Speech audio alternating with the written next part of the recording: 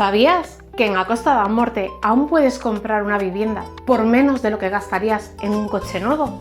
Quédate conmigo hasta el final porque te va a sorprender. Hoy te enseñamos 3 viviendas por debajo de 50.000 euros. No están listas para entrar a vivir, pero con una buena reforma podrás convertirla en ese lugar que siempre has querido. La primera de ellas está en pleno corazón de Malpica. Ahora la ves en ruinas, pero con una buena reforma podrías convertirla en ese lugar perfecto para tus escapadas junto al mar. La segunda de ellas, también en el pueblo de Malpica, todavía conserva esa arquitectura tradicional de los pueblos pesqueros gallegos. Una casa llena de carácter y con un gran potencial para convertirla en ese lugar idóneo para tu descanso escuchando el sonido de las olas.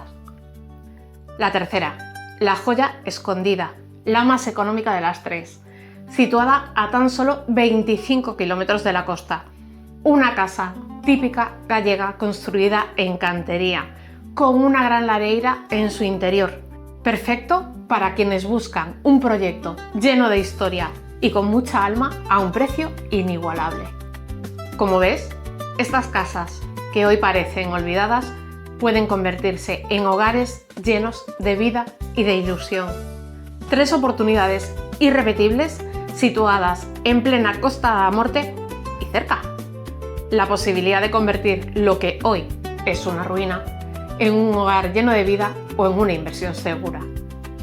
La cuestión es, ¿y tú con cuál te quedas?